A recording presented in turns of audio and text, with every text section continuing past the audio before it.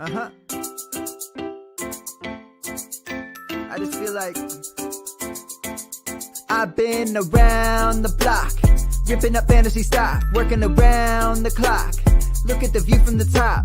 Researching rookies a lot? No, I just be listening to pods. Yeah, one in particular, I'm just a messenger. Let me just pass on the rock. Browning, brunning, pruning, pronouncing ain't what he's doing. What he's doing is not losing, but infusing you with new things. And there's Dennis the Bennett, yeah. The man is a menace, yeah. Building a dynasty, some of the finest things. Promise you, you won't regret it. Sly as a fox, culture than pop. Give him his props. Here is a thought, here is a box, and you cannot compare them at all. So don't even try. Careful with the news, but when you use a take, I take up Tony Fire. I mean Dyer, because anyone else is a huge mistake. Whoa, fantasy round table, fantasy round table, yeah. Fantasy round table. Come take a look at the crown, baby. Hey, fantasy round table, fantasy round table, woo. Fantasy round table. Come take a look at the crown, baby. Go.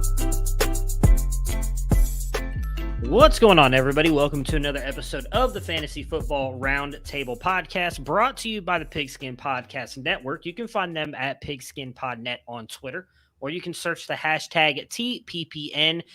They all hashtag that, as do we as we go live. It is Monday, July 25th. We are almost there. August just around the corner, just a couple days away. We've got college football 4 weeks away and the NFL quickly thereafter. I believe we're 2 weeks away. Does that sound right from the Hall of Fame game? So I mean, it's almost here. We're in the stretch run right now of the NFL season getting here. I cannot wait. We have got the Houston Texans and the the Indianapolis Colts and the Tennessee Titans on the docket for today. Matt will be joining us shortly. Dennis is here with me. Dennis, how was your weekend? Nondescript, I think, is the best way I could describe it. I kind of don't remember doing a whole heck of a lot, playing with the kids. I think went swimming with the wife, hey, I remember now. I put in a new closet organizer in my son's closet. That's what I did. That was my accomplishment. There you go. Hey, as we were talking right before the show, I kind of wish that was my weekend. My beautiful wife turned 21 for another year in a row, so I'm very happy for her. We went out and did a lot of celebrating. I definitely pulled something in my back, so I will never make fun of, not that I made fun of golfers anyways, I do think that's an actual sport, but my goodness, my back is not felt great after trying to drive the ball and using a baseball swing, which was not smart. It was an all-around bad experience. It was also 103 degrees while we were out there doing that at 8 o'clock at night, mind you. So not a lot of fun on that front. We do have a couple news items we want to touch on really quick.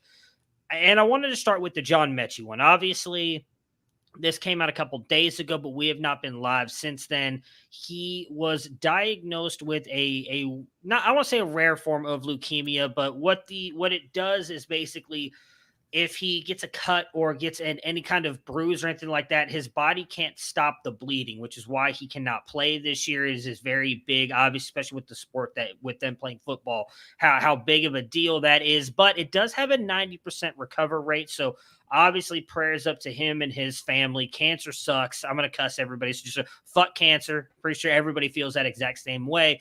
But prayers up to John Mechie, and hopefully he's able to recover and we will get to see him on the field next year. Yeah, I think, like you said, it's a very, very good prognosis. It's just going to take some time. And once he gets healed, we've seen, James Conner, Marcus Cannon, they've both dealt with those types of issues, not the specific one, and been able to come back and play. So I feel like the prognosis is good. He's going to take a year and he'll come back and be as good as ever.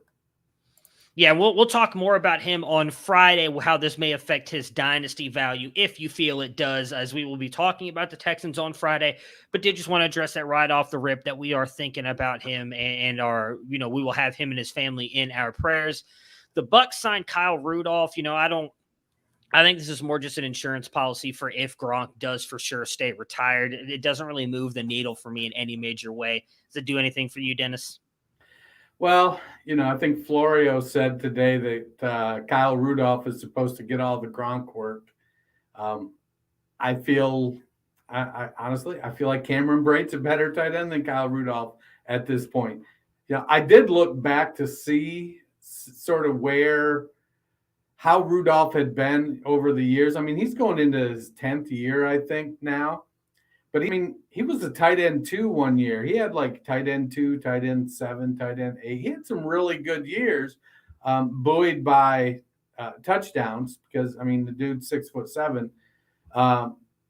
But I do think that Cameron Brate is the tight end that I want to roster from that team. You know, teams go with 2 tight ends, and they run a lot of 2 tight end sets. So it makes sense to bring in a veteran that is a professional that will be able to pick up on things. I expect, much like Cameron Brate or O.J. Howard last year, having the occasional pop-out game, that there's going to be a game this year that Kyle Rudolph is the man. He scores, he gets 60 yards and 2 touchdowns or something like that. If you roster Kyle Rudolph, that immediately following that game, you need to trade him. Yeah, I think he's a guy I would be willing to take a shot on in best ball with one of my last picks, just because of what I would even be surprised if he has 2 or 3 good games. But I mean, we're not talking about the Kyle Rudolph that was in Minnesota back when he was used as that big red zone threat. I think, as you mentioned, Cameron Brate is the better tight end on the roster right now. He's a guy that I would rather have. Browns, we got 2 little quarterback notes here before we move on to the Tennessee Titans. The Browns signed Josh Rosen out of free agency. More of just a backup plan for Jacoby Brissett. I guess they really don't want Josh Dobbs throwing them the ball. If you ever watched Josh Dobbs throw the ball, I think you can understand why. I also think I think the Browns now know what Deshaun Watson's suspension is going to be. I know they haven't announced it yet, and I feel like they keep teasing us with, we weren't expecting it this week, but we're expecting it soon. Has been like the last 4 reports on this. I do think that the Browns and Watson know what the suspension is coming, and that's why they went ahead and got Josh Rosen. I don't think it's going to be for a full season. Say what you want about that. We're not here to debate the legality part of that, whether what he does or does not deserve. But Josh Rosen with the Browns, again, it's just as a depth move. I don't see any fantasy value here. I want to, man. I really, really want to. I want Josh Rosen to come in and play well and revive his career. I really do. I feel like the dude got shit on. I mean, I get it. He's not Kyler Murray, and Cliff Kingsbury wanted his own guy, but I think Rosen got a raw deal. Is he going to be Tom Brady? I don't think so. But can he be Matt Schaub? I think that's a reasonable outcome. Schaub had a nice stretch there with the Houston Texans, getting them to the playoffs. He had some good players around him. I'd like to see Rosen bounce back from this and go on and play another 6 or 7 years, get a few years as a starter. That being said, I don't know if it's going to happen. I think he may be going the Charlie Whitehurst route. Yeah, I would say, Brissett's got to play really bad, or I guess Rosen just comes into camp and blows him away. But I really think it's Brissett's job. What's going on, Matt? Matt Fox has now joined us. For those of you on the podcasting audience who are not watching us live, we went a little bit out of order. We actually went ass backwards here. We went Mechie first because I thought that was a big thing to touch on. So we talked Mechie, Kyle Rudolph, and Josh Rosen. If you want to give your thoughts on any of those really quick before we talk about the big QB signing that happened. I just thought with Josh Rosen that you'd be excited that the Browns finally got the right quarterback from that draft to be on their team. That would have been who else was that? That was a Josh Allen. They missed on Josh Allen. That's the right quarterback. Lamar was in that draft.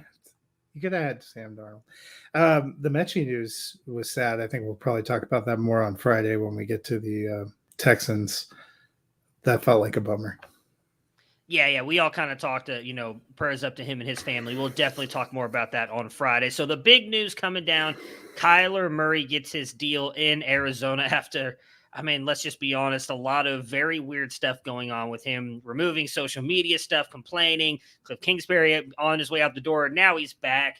They're tied together here for a couple years. Was it 230 million, 160, I believe, guaranteed? Like, really good deal for Kyler Murray. And again, him and Cliff Kingsbury now paired together in Arizona. Matt, what are your thoughts about this? What does this mean for Murray and the Cardinals moving forward? Yeah, I don't know if you guys heard when I was listening to NFL radio driving home, the only blessing of being stuck in a traffic jam because we had a little rain and people suddenly forgot how to drive, apparently. Apparently there is a rider in his contract that requires 4 hours of independent study every week. I thought that was an interesting addendum. I did not know that. And that is interesting. It makes me wonder a little bit why, like, I can't imagine Tom Brady getting you need to have 4 hours of independent study. I can't really imagine Aaron Rodgers getting that. It makes me wonder what questions they have about his personal preparation. Kind of reminds you of when the Raiders gave Jamarcus Russell the videotape that was blank and said, go home and study this. And then he never asked any questions about why it was blank. Did the Cardinals do something like that? Usually when they add these kind of special things into your contract, it's not a great sign to me. I also feel like that's a lot of money to pay to somebody who hasn't really been successful. And I know Green Bay extended Rodgers and their coach and their GM. They may not have won a Super Bowl, but they've won 13 games the last 3 years. They've been a high seed in the NFC. They've been sort of snake bitten in the playoffs, but they've been successful. I don't think we've seen anything from the marriage between Kyler Murray and Cliff Kingsbury that suggests they're on track to win a Super Bowl. Even if you were going to say last year, they started strong, they faded, and they did not look good in the playoffs. Yeah, I'm not ever been a Kyler Murray fan. I feel that paying him $500,000 more than Deshaun Watson is I don't know. I feel like it's a mistake. Because he just isn't producing the types of numbers. And like you so succinctly pointed out, Fox, that they're not a high volume throwing offense. So they're managing it without having the perception of being a run first team. They're a run first team to, I think, minimize some of the things that maybe Kyler can't do. And, and then you have to put a study clause in a $230 million contract. I mean, and how the hell are you going to prove he does or doesn't if it's on his own? It's like, I don't know. Are they giving him quizzes? Yeah, that part's interesting. I did not know that. I mean, I get it from the fact of, multiple, what's the cliched sayings, like dance with the one that brought you and the devil, like, say what you want about Kyler Murray. He has definitely he's not lived up to the Herbert, Deshaun Watson, Lamar Jackson, whose contract is still, like, I would much rather have a lot of other quarterbacks over him. But I also think it's fair to say he's probably a top 10, top 12 quarterback, and not just in fantasy, but in the NFL as well. You don't know that any of these guys coming up in the next coming draft classes are going to be anywhere near as good as him. So I get why they paid him. I think a lot more of it is Cliff Kingsbury than Kyler Murray. I think we've seen Kyler Murray has shown us how good he can be if he stays healthy. That is definitely a question still on him because we've seen him struggle with injuries every single year.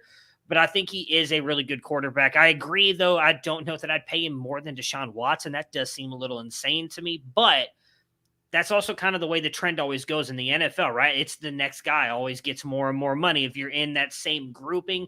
And for many, I think Kyler Murray is close to that grouping. While we may disagree with that, I think the Arizona Cardinals think he is. So at the end of the day, based on what they've done in the past, it makes sense. Deshaun Watson's never done anything either. I mean, he's had much better seasons. He led the NFL in passing a couple years ago with that horrible Houston Texans team. Like, he's been more efficient. I understand he's not, like, gone to the playoffs and gone to the Super Bowl or anything, but I mean, he has at least one playoff win. He beat the Bills. So he's got at least one more win than Kyler Murray.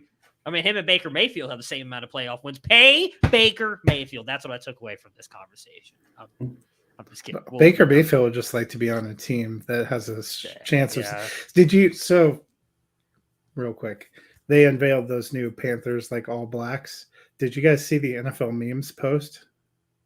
I did not. I think I saved it so I can get the exact wording. But apparently, no one's in on the Panthers. So it says the Panthers are ready to go 5-12 in style. I mean, I'm not. It's not that big of a surprise, I think, right? They weren't really good last year. There's a lot of people who don't think Baker's going to start the season now. Like, it's Carolina's a dumpster fire.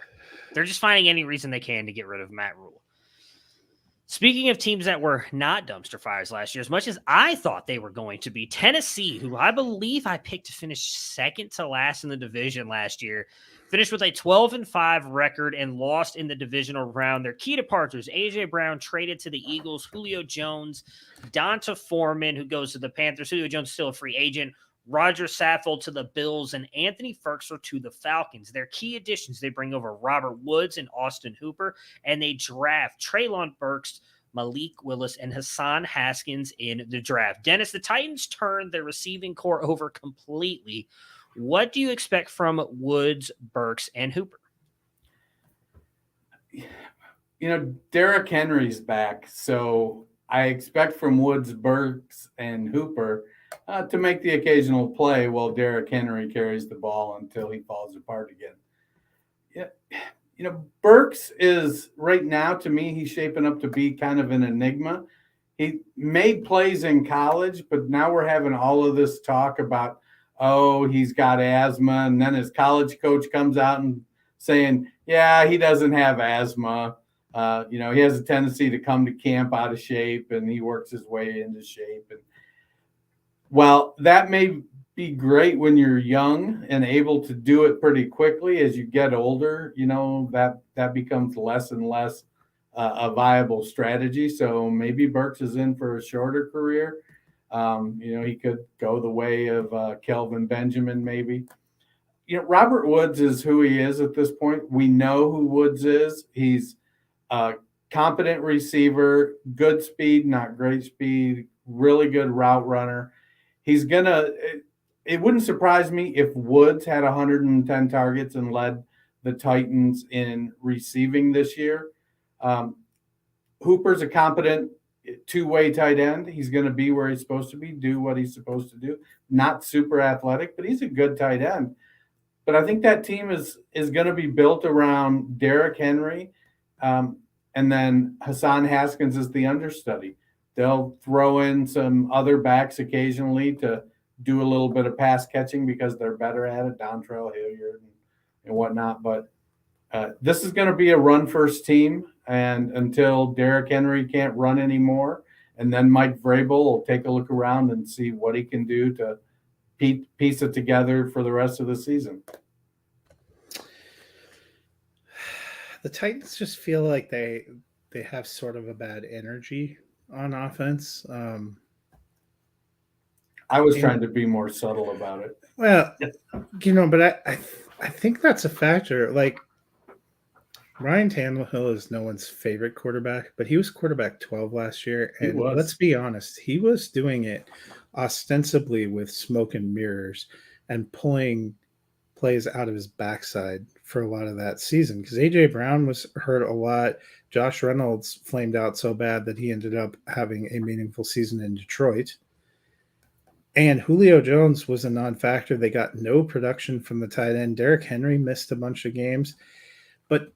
And so all that would make you somewhat optimistic about what could potentially be comparable or better weapons, except there seems to be a bad energy around him in the franchise.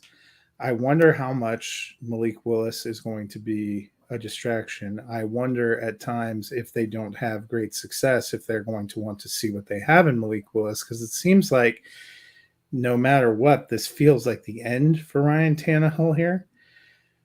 Derrick Henry, yes, they're going to be a run-first team. We'll get to Henry, I'm sure, here in a minute, but he didn't look spectacular when he came back from injury last year. He's at that point in his career where you have to have questions. Robert Woods, I like Robert Woods. He tore his ACL. I've think it was around Thanksgiving time. Wasn't that when Odell came over? It was in November at least. He's working himself back into playing shape, learning a new system, learning a new quarterback. Treylon Burks is a rookie, going to be picking up. I'm starting to like Austin Hooper a little bit more because we've seen him be an effective pass-catching tight end and outlet. We've seen this system do pretty well when they've had a better tight end than Anthony Firkser. So I'm starting to think there could be some things there. But I'm with you, Jess. I think Robert Woods ultimately leads his team as a receiver. Getting 100, 110 targets wouldn't be a shock. I still think he probably ends up as the low-end wide receiver 3 because that's the kind of offense they have. I think he could get up to wide receiver 2. Maybe that's just because I feel like we're always disrespecting Robert Woods, and he always does it, although he wasn't having a great season with the Rams before the injury. In case people have forgotten, he was actually kind of falling off, and then we had the big, I think he came out and said something. It was either after a Thursday or a Monday night football game, and then the next thing they came out and they're getting him handoffs. They were focusing, making him a focal point of the offense. Had a couple really, really big games for the Rams, and then he ended up getting hurt. But I do agree. I think he's going to be the guy this year. Burks dealing with the asthma, but I heard recently that he's actually lost some of that weight. He's starting to look better coming into camp here for the Titans. So that's obviously a positive, but I think Woods just fits more they're not afraid to hand the ball off, to give quick screens to the wide receiver. I think Woods fits that better than Burks. Burks is a big, really good wide receiver. I think is a better downfield threat than Robert Woods is, but I think he's still a little bit raw and is going to need to improve on some things. So I do think Woods is the guy here. I don't know what to think about Hooper. I want to believe that he's going to be good, but I just don't know this often. And they've had guys like Jonnu Smith there, and I think he's a much better tight end than Austin Hooper. And he showed flashes, could never really make something out of him. So maybe because and then fell off a shelf in New England. He may not be that good. I mean, maybe because we don't think Burks is going to be a huge stud right out the gate that Hooper steps up into that 2 role, but I think it's going to be a lot of Derrick Henry and Robert Woods in this offense. For Tannehill, I don't know that he's gone after this season. I know that they've got the out, which is $18 million. That still feels like a lot to pay. That's still a pretty big cap hit for dead money for a quarterback. I want to say that the 2024 is probably the better year because it drops down to $9 million. To me, that just seems, now I know the cap goes up every single year. I think the report I saw, and I can't remember the exact number, so I won't say because I don't want to be wrong, but I want to say the cap is supposed to take a massive jump after this season as well. So maybe 19 million won't be that big of a deal with the cap. You're right, 18.8 and then 9.2. So maybe it won't be that big a deal taking that cap hit because they've got Malik Willis on the rookie contract, but I honestly would be surprised if we see Malik Willis, unless it's in blowouts or either way, whether they're blowing an opponent out or they're getting blown out, just to get him some time on the field. Because I just don't think he's ready. I've read some reports about him making these wow throws at camp. And everybody's like, oh, wow, that's a really good throw, except that's not going to work in the NFL because you can't throw across your body 50 yards because the defense will pick that off. And you hear coaches saying that about Malik Willis. That's kind of what made him a thing in college. You can't do that in the NFL. You just can't. So I think he's much further away from being a thing for the Titans than others do. I would be, like I said, very surprised if he even starts again. I think if Tannehill gets hurt in a game, he'll start, and I would be the least surprised if they go out and bring in a veteran and have him start the next week if anything were to happen at Tannehill. I don't think Malik Willis is ready or necessarily the future right now. They have Logan Woodside on the roster right now, who's a career backup, and he's probably the guy they would go to if Tannehill got hurt, just because, like you said, they don't believe Willis is ready. I could see them keeping Tannehill for 2 more years and letting Willis learn behind him, in part because Mike Vrabel has job security.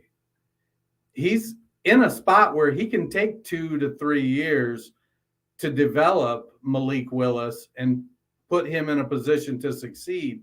Even if they don't go deep into the playoffs the next 2 years, I think that he's in a position to be able to say, look, I'm building this. We're going to have to replace our quarterback. We're going to have to replace our running back. We're drafting pieces here. We're going to develop them.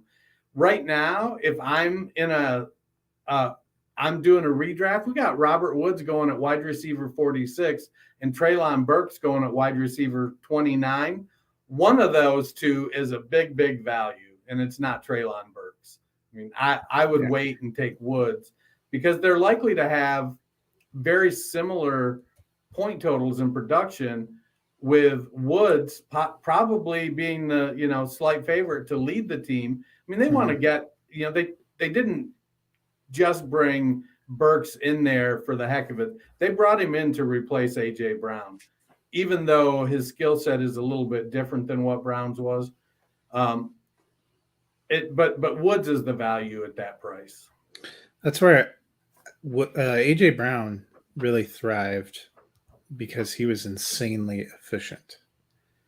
That's not only are you asking Treylon Burks to make plays, but you're asking him whether he can make 70 to 75 catch seasons for 1,200 yards and 10 touchdowns on like 90 targets. That feels like that's the part that's less solid. Yeah, I don't. The thing with Mike Vrabel, and I don't know what his coaching contract is. I don't know if anybody can tell me what that. Here we go. Is through. Oh, so it's actually only through this year. I don't know that his future is as secure as we think it is. I mean, you go back to Mike Mularkey, who had 2 9-7 years and lost in the division round, and they fired him. And brought in Vrabel, who's then gone, 9-7, 9-7, but then 11-5 and 12-5 the past 2 years. But I think, again, a lot of that predicated on how good Derrick Henry has been. And granted, Ryan Tannehill stepped up in a big way when Henry went down last year. But I think if Henry starts to fall off, we're going to see the issues in this offense we all thought were going to show up last year. And I think we're talking about right now possibly being a big thing. I think we're going to continue to see that if Derrick Henry struggles to start off, or if he plays well as a running back, because I think they predicate that offense so much on Derrick Henry. Speaking of Derrick Henry, Matt, he missed some time last year and did look a little bit sluggish on his return. Do you think this was a sign of decline? Was it just a hiccup? And regardless of which way you lean on that, would you be willing to handcuff him based on what we saw Donta Foreman do last year when Henry went down? Well, I'll answer the second part first. The handcuff part, I think we've all kind of settled. It seems like Hassan Haskins is the guy they're kind of aiming at there. And with that ADP of running back, I think, was it 66? That doesn't feel like too big of a stretch, 232, to grab a guy at the end of the roster. I don't know that you're going to get the exact production back. You didn't get the exact production back with Donta Foreman, but at least it gives you an option. Derrick Henry, I still have him currently set up there in the top 10. I guess we're going to have to see. It definitely gave me pause what he looked like when he came back, because he didn't look like he was the same runner with the same power. Maybe that's because he missed a crucial stretch in the middle of the season and he came back to December and playoff football and needed to work himself back into shape. Maybe it was a sign of decline. He's getting to kind of that age area, and he's had 1 million carries, and he seemed pretty Teflon to run through him because he's like such a big, hard-hitting body. But at some point in time, it goes. And for running backs, it can go really quickly. So more so than either of the previous 2 years, I'm wary if I'm taking Derrick Henry. And I'm probably not taking Derrick Henry and then punting running back for 12 rounds and grabbing somebody else. Yeah, Henry, he's going off the board at RB5 right now. And if you're drafting him at RB5, you know the risk, and you're like, Bob Harris likes to say he's injury agnostic. You can't project injuries, and so he drafts players with the expectation they're going to play. Well, if you draft Derrick Henry, you're going to have to, as somebody who's drafted Christian McCaffrey last year, thinking, well, he put the injury season behind him. That didn't work out for me, by the way. I think you do. You don't go hero RB with Derrick Henry as your running back. He's definitely part of a RB heavy strategy so that if he does get injured, you can absorb it. And then whether you go deeper into the draft and choose to handcuff him directly with Haskins, or, one guy we saw perform in limited duty in Indianapolis that's now on the Titans roster that is a bigger back is Jordan Wilkins. So there's the potential, he could step up. We saw Dontrell Hilliard. He looked good in limited duty as a pass catcher and running the ball. So there's definitely some pieces there to fill it in. But if I'm drafting Derrick Henry at 5, I'm probably coming 3 of my first 4 rounds are running backs. Yeah, maybe I'm just being a little bit too optimistic as a guy who's kind of been out on Derrick Henry the past couple of years, and he's proved me wrong the past 2. If you go back to that same draft class, which was him and Zeke obviously taken in the first round. Derrick Henry was the second pick, I think, of the second round, if I'm remembering correctly. He's 249 carries behind Zeke. And I think a lot of that is, we all know is probably why a lot of people at the time thought Derrick Henry might be a bust. He was not getting carries at all those first couple of years in Tennessee because they just were giving it to multiple other backs. He also wasn't a guy who had a ton of carries in college either because of the same thing. Now, he did have a ton.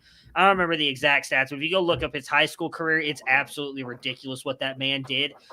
But I do think that he's got a little bit of time. As Matt was mentioning, this is kind of like that age apex where you start to see running backs coming on the way down.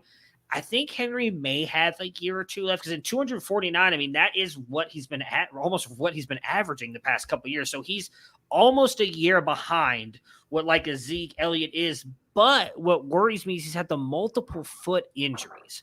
That does worry me a little bit. I still think he's going to be as Matt mentioned, it's at least a top 10 back this year. But I also think Derrick Henry's at a point in his career where I don't think you're going to be able to ever move him for what he's worth.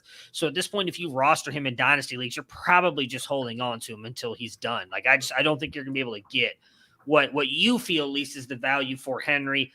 When it comes to handcuffing, I'm probably taking Hassan Haskins because I think he's going later than most of the others, but really I don't want any of them. I think I'd rather just pivot and take a Donta Foreman later, who is with Carolina, because I think he's got a shot of not only being the backup to CMC, but actual work, because I just don't trust any of these guys behind him right now. I don't trust Wilkins has never done it. I'm sorry. I love Jordan Wilkins too coming out. He's not done anything for me.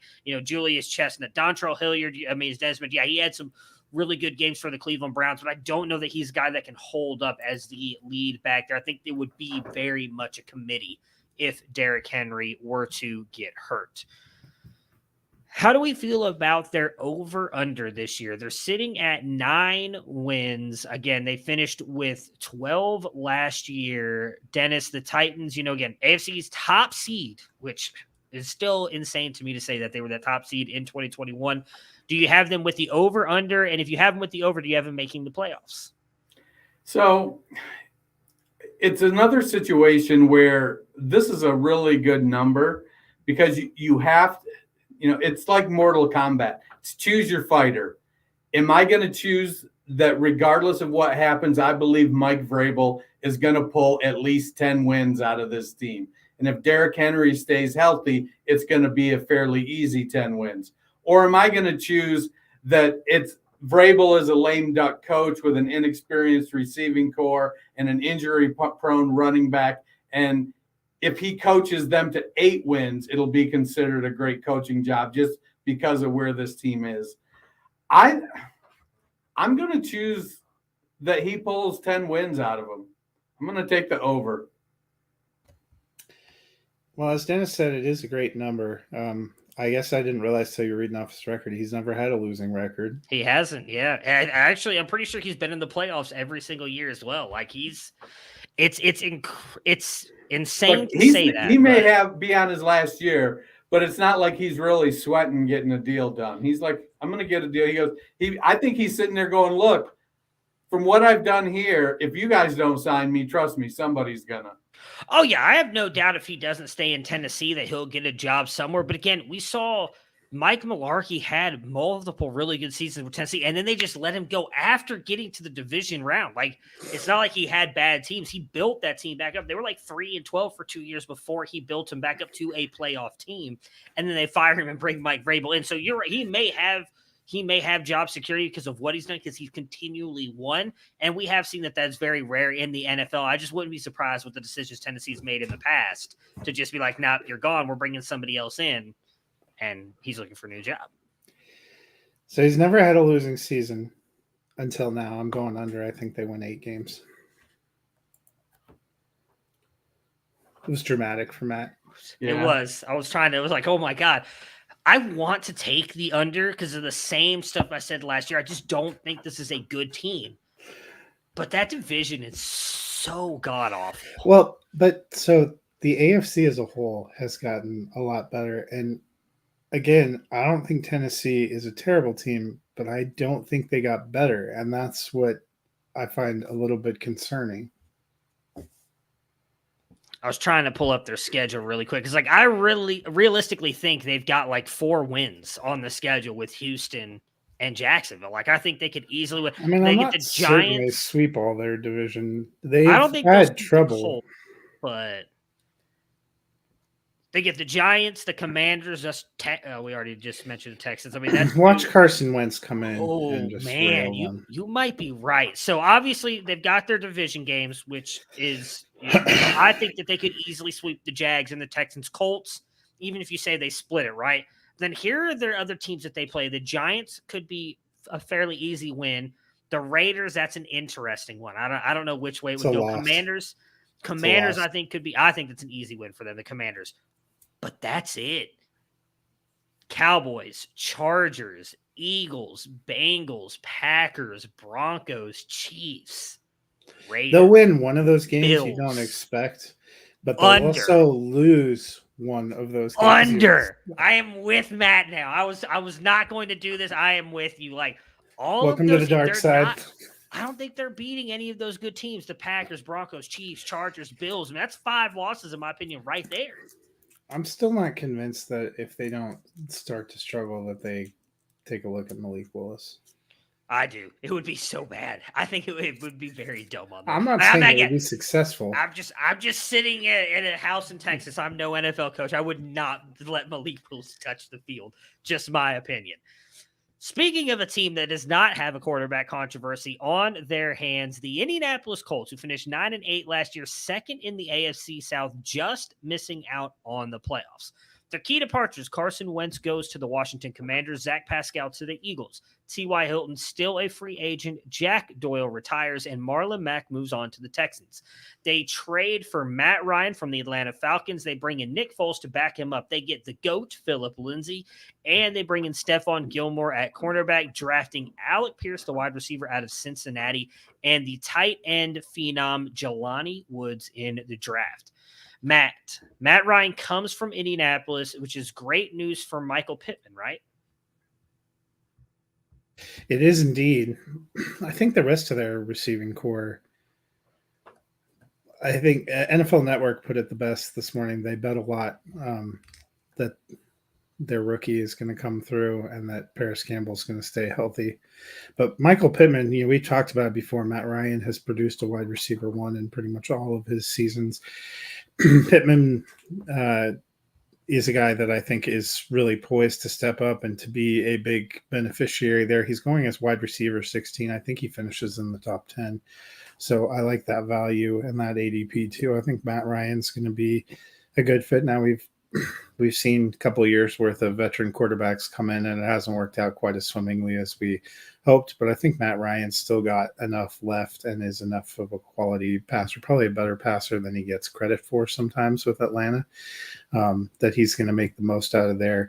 And they have a super running game behind him, which is a big benefit.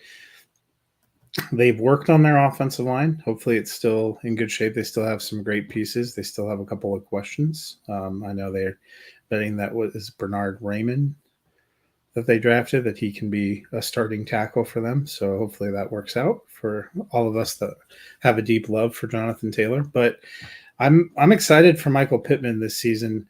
I don't know if I feel great about anybody else in the passing game at their ADPs, and that includes like the tight ends. I know you said superstar Jelani Woods. I can't tell if you were being funny about that. I was being facetious, 100% facetious, yes. I'm not I'm not buying the Mo Alley Cox train. It's going to take a lot. And I still think there's a possibility they keep being rumored to be looking at Julio Jones. He feels like the kind of guy that signs at Labor Day so he doesn't have to go to camp. And I think if he comes in, he instantly starts for them. I know, learning a system, Julio Jones ends up slotting across Michael Pittman. Yeah, I won't be surprised one bit if Julio lands there. In part because, Alec Pierce, he's a good wide receiver, I think, but he's going to need some time to develop, and his game is fairly limited. So Michael Pittman, I agree, stud, check that box, good value. Tight ends between Cox and Granson, I don't know that Woods sees a whole lot of the field. But I do think they have the ability to piece together a very effective slot receiver crew. They've got Paris Campbell, who, as much as I love Paris Campbell because of what he did at Ohio State, the dude just can't stay healthy. Maybe this is the year, but, I don't know that I'm willing to put a shekel on whether or not he makes it through the year unscathed. But they've got Ashton Doolin. They've got Ashton Doolin out of Malone University, the final football class of the venerable Malone University football team, who is a really good special teamer. But the last couple of years, he started to come on and make plays in the receiving game, and he's listed as Paris Campbell's direct backup. And then their third string slot guy, we've seen him produce big numbers on volume, and that's Kiki Kuti. So between those three guys, I feel like they're going to be able to piece together an effective slot wide receiver. It's going to be a Frankenstein slot wide receiver, basically. And if Julio comes in and can start for, 6 or 8 games while Alec Pierce gets his feet under him, then it may be, they may be Frankenstein in the wide receiver too as well, across from Michael Pittman. And then they've got Jonathan Taylor, and I don't think there's a whole lot to be said about that. I don't think any of the wide receivers outside of Pittman are necessarily viable starters until they, prove it. But at deep stashes, last roster position, maybe they're worth a shot.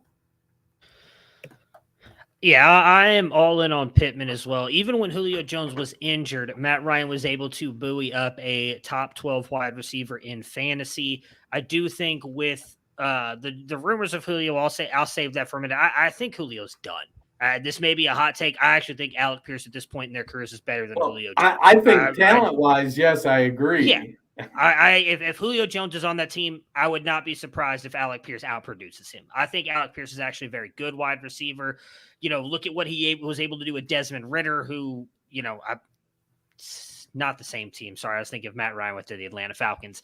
Desmond Ridder, not necessarily the most efficient passer in college football, and Alec Pierce can be a deep threat. He's got speed as well, very good size. What was he, 6'3", 213. Like, he's, I think, a very good wide receiver. Comes in at 22 years old. He's a little bit on the older side. I would not be surprised if he's in for a decent season. Like, he's going off the board right now, wide receiver 66. I think he could be a wide receiver 3. Because we know defenses know Michael Pittman's the guy. I agree with you guys. There's no tight end. I was being facetious on Jelani Woods just because he had, I think, a perfect RAS rating or whatever. No other tight end's ever done that. Doesn't make him good at football. He's not. So I do think Pittman is all in. I'm in on Alec Pierce. Look, I love Paris Campbell as well. And I don't remember how I want to say the famous thing, not famous, but it's like a video thing about this Italian chef who's like, if my grandmother had wheels, she'd be a bike. Like if Paris Campbell could stay healthy, yeah, he can't. Like we're past that. I love Paris Campbell, had a great one game last year, got hurt. I'm willing to take a shot on him at his ADP, which is sitting at 100. 91. Okay, fine. I'll take a bet, but he's going to be the first guy off my roster if someone's performing is on the waiver wire because I just don't think it's there. With this offensive line, Matt Ryan's got the best offensive line he's had in the past couple of years. Michael Pittman, one of the better wide receivers he's had the past couple of years because I think he's much better than Calvin Ridley. Julio's obviously been gone or injured. I think they're going to build this around Pittman in that running game. So I don't know that anybody has massive upside outside of that. If they bring Julio in, again, I will stay. I know you guys aren't saying this. If you're in my dynasty league and you want to take Julio Jones, have at it. I will take Alec Pierce at value, and I think he's going to outproduce him.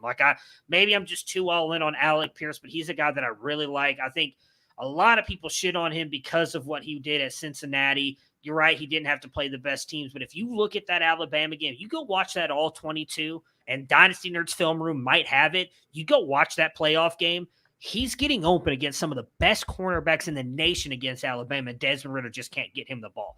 That speaks volumes to me because he's not going to face some of those guys in the NFL level because those guys are going up against Michael Pittman. So I am all in on Alec Pierce. So I think the Colts' long-term strategy was just to get dynasty players to draft one of their wide receivers every year for 3 years. It's working. So to be wide receiver 36, then Pierce has to go. Last year's wide receiver 36 went 50 catches on 89 targets for 802 yards and 6 touchdowns. I mean, that's not a ton for a good passing team. What I think he can with do no other receivers as a deep threat, because I don't think Pittman's a deep threat either. I think that's what Pierce brings. Pierce has got more speed than Pittman. And I do think because of his size as well, he could be a decent red zone threat. So if you even take away some of those, I think he'll be more efficient catching the ball. You said 83 targets, 50 catches. 89. 89, 53. That's horrible. So who was that? 56% catch rate. That was Van Jefferson. Well, Van Jefferson sucks. So I think Alec Pierce can be better than Van Jefferson. Yeah. I think he improves that catch some. Maybe he brings deep threats yards typically have a low to mid 50% catch rate. I think he'll be better. Deep balls just have a lower catch percentage. Meat hooks for hands. Alec Pierce. He's got big hands. I do. I think he could easily outproduce that. I mean, you know what they say about guys with big hands? Big gloves. Yes, I That's do. Right. I do think that he maybe not as many yards, although I could see that because he is a deep threat. But if you drop him a little bit on the yards and boost up a couple touchdowns, I think he can be right there. And again, I agree with Matt. This is going to be a good offense. And I don't know how good this defense is going to be this year. Not that it's going to be bad. I still think it's going to be probably right around average, maybe a little bit better. But teams are going to try and stop Jonathan Taylor and Michael Pittman. And Matt Ryan's going to have to find other ways. We've seen he's not afraid. He will not just force the ball all the time. He will spread the ball around. I think Alec Pierce is going to be good this year. I really am all in on him. Matt, I want to say Dennis brought this up recently that we have not seen running backs repeat as RB1 in the I can't remember the exact stat, but it's been a while. Might have been the last one. Okay, so that is it's going to be a big year first for the AFC South. Mike Vrabel's first losing season. Jonathan Taylor, first running back to repeat as number one you gotta let me get the question. Couple decades. Erase everybody. If you're listening, erase the last 15-second soundbite from Matt. Jonathan Taylor was RB1 last year. Matt, can he repeat it? And if so, how do you feel about Nyheim Hines' role? I do think he will repeat it. I still have him at running back one. I think his biggest challenge is sometimes Frank Reich forgets he's on the team. That one's for you. I don't mind Hines. I don't mind Hines at RB44. We talked about a little bit of the uncertainty at who is catching the balls beyond. Well, not for you. You think it's Alec Pierce. I hope Alec Pierce does well. I have plenty of dynasty shares. I'm not opposed to that. I'm just not as certain as you. I'm certain Paris Campbell will be good for the one quarter he manages to play this season. But we've seen Hines be a pretty effective receiver, and I think that there's something to be had there, especially since we're not completely sold on the tight ends. And at running back 44, I think there's room for value to see him go into running back 3 or even maybe low end running back 2, depending on how things shake out. And I don't think that really impacts Jonathan Taylor. They do different things. They're different people. Again, the biggest challenge to Jonathan Taylor, hopefully that line is solid. Hopefully Frank Reich remembers he's on the team. Other than that, good to go. I want to believe that Taylor can, but I think to believe that, you've got to believe he's going to be able to be in that 20 touchdown range again. And do we think that that's going to happen? He outscored Austin Eckler in PPR by 30 points and Najee Harris by 73 points. I'm going into the season ranking Taylor as my 1, but I have Najee Harris as my 2. Harris had 90 targets last year, caught, I think, 74 passes, and carried the ball 307 times. I think Harris only had, where did it go? Harris only had 25 fewer carries than Jonathan Taylor and had about 40 more targets. It was definitely the touchdowns that swayed Taylor, and he did have 600 more yards rushing as well. So that was a big part of it. Those touchdowns swayed me as well. Yeah. Do I think he can? Yes. Man, it's a tough thing to bet against. I mean, are we looking at a LaDainian Tomlinson type of run here?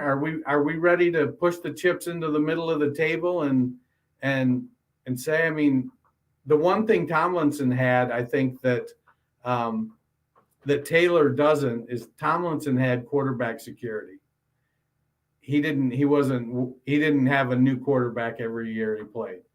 And, I think the head coach was there for quite a while as well. So will he, if I had to,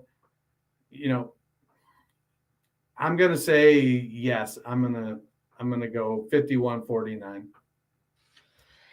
Yeah, it's a lot easier for me. I think it's like a 95%. Yes, outside of injury. And I do think Nyheim Hines is going to have a bigger role. As much as me and Frank Reich really don't agree on how to use running backs, he's even come out and said, if you're in a fantasy draft Nyheim Hines. I do think that they have an idea of how they want to use him. We've seen Matt Ryan is not afraid to check down, going even back to the Devonta Freeman days, right? And granted, I think Taylor could get some more catches as well, but I think they really want to use Nyheim Hines in that role. As Dennis mentioned, he outscored Eckler by practically 30 points. Eckler has already talked about he doesn't want that much work in the running game. He's taking a step back there. The Steelers are saying they're going to bring Najee's role back a little bit. I don't think that's going to happen. I think he's the only person that challenges for this. If you go in order of last year, it was Joe Mixon, James Conner, Leonard Fournette, Zeke Elliott, Kamara, Patterson, Gibson were the next to finish out the top 10. I don't see any of those guys challenging Taylor, and I think Harris is the next closest to do anything outside of injury. If either one of those guys gets injured, then all bets are off. But with what we expect Taylor's usage to be, I just don't see anybody else who can really challenge for that except for Harris. And Harris, because of the receptions that he gets, that we just don't get to see Taylor get. If I knew Taylor was going to get the receptions, it would be 100% yes. But I do think they want to continue to use Nyheim Hines there. Hines, I think, is the perfect, best ball running back that I'd be willing to grab because he's going to have those games, whether it's the receiving or he breaks off. We saw it even last year. I want to say it was in one of the fantasy playoff games. Nyheim Hines had a couple big runs that he broke off for touchdowns that you're just sitting there like, why couldn't you just give that to Jonathan Taylor? I know there was one game in specific that Taylor only got 11 points. Great. I mean, heaven forbid he only got you 11 points. It may have even been more than that, but because Nyheim Hines had a couple big runs. At RB44 in best ball, I'd be willing to take a shot on him. And start your lineup leagues, I would have to have almost punted running back to grab Nyheim Hines and expect him to produce, because I still think it's going to be the Jonathan Taylor show, and I expect them to be more pass heavy. It's, again, while I'm all in on Alec Pierce. So I think Nyheim Hines is a good player to grab, especially in best ball. I'd be a little hesitant to grab him in a, start your lineup league just because of that, because I think his trying to figure out what games he's going to go off is going to be maddening for you. You're going to have my Hayden Hurst year where you're going to start him. He's going to do nothing. Then you're going to be like, I hate you, and bench him, and he's going to go off for 20 plus points. But the good news is you're going to have your Hayden Hurst year again this year, it sounds like. I will. Hayden Hurst everywhere. If you're buying into Nyheim Hines this year, it's because you believe that they're going to use him in multiple roles, that he's going to be their wide receiver 3. That he's your Frankenslot. He is the Frankenslot because because he only had 6 more targets than Taylor last year, and they caught the same number of passes. But as far as Hines going off last year, I mean, he only had 2 games at 31 or more yards rushing, and he only had 5 games with 4 or more receptions. So, and he gave you 3 touchdowns total on the year. So maybe 44 was about right for him. Yeah, I'm not buying. I think they've got too many actual wide receivers that can do what Nyheim Hines does for him to get a substantial bump in targets. I think the only way he gets a big bump in volume is if the Colts start blowing people out and they rest Taylor. And I just don't see that happening.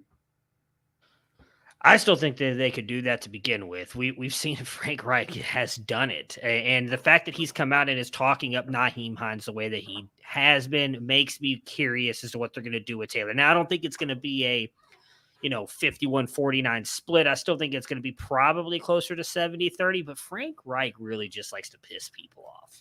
And I think he's going to do that this year. I mean, I know that you've mentioned they've got Ashton Doolin, Paris Campbell, who is the only one as a Kiki Kuti, correct? Yeah. They suck. Let's just be honest. I would not be surprised if Nyheim Hines overtakes all of them in the receiving game at some point, just with the way that they could move him around. So I'm very curious to see what happens with this offense. I'm clearly higher on them. It feels like at least some of these pieces than you guys are, which brings us to their over-under. Sitting at 10 wins. Last year, again, they finished with 9-8, and they missed the playoffs. Dennis, what do you think about them this year? And do you think with having added Matt Ryan that they can win the AFC South? I think they can, especially with the trouble that Tennessee could be in. And then you've got, Houston and Jacksonville for the rest of the division. I mean, I could see them going 9-8 and winning the division. Their over-under is 10. I don't think I see them going over. That seems like, I don't know. I just hate Frank Reich. Maybe that's it. You're not the only one. Matt? Tony, this one's for you. I'm going over 11-6, win the AFC South. I mean, I did just take the under on the Titans, and I don't think the Jags or Houston are going to be winning this division. So I'm going to say they win the division. They also have a tough schedule, though. I mean, Steelers, Chargers, Cowboys, Eagles, Raiders, Broncos, Chargers, Patriots, Raiders. That's Chiefs. That's not a really good group. They've got some winnable games. I think it's going to be tough to get over 10. But I'm all in on Alec Pierce and Nyheim Hines. So I'm going to take the slight over. I think they get to 11 just because I think they're going to sweep their division. I think they're going to win both games against the Texans, both games against the Jaguars, and both games against the Titans because the Titans are just not a good football team. Honestly, we'll get to it on Friday too, but 3 of the 4 over-unders for the AFC South were pretty spot on because 10-7, 11-6, not a great difference. I wouldn't be surprised. I still think they win 10, 8-9, 9-8, not a huge difference. So both these, I was like, oh. And yeah, there's one team on Friday that I thought the over/under was tough, and there was one that was an easy decision. I feel like they're going to win 10 games and they're going to win the division, but they're not going to go over. So Vegas must know what it's doing when they're not in it to lose money. So a lot of these over/unders have really made you stiffen. I think they go 4-2 in the division. I mean, my daddy always said even a blind squirrel finds in that one squirrel. Negative. Sweeping the division. You heard it here first. Yeah, Vegas, they're pretty good at what they do. They built all those tall buildings for a reason, right? They're a blind squirrel maybe, but the Jaguars are a blind, armless, legless, soulless squirrel. It's kind of a turd with a tail. Anyways, we will be back on Friday. We'll be talking about the turd with a tail. Yeah, practically what you said. We'll be back with the Houston Texans and the Jacksonville Jaguars. Everybody have yourselves a great day. We will talk to you guys again soon.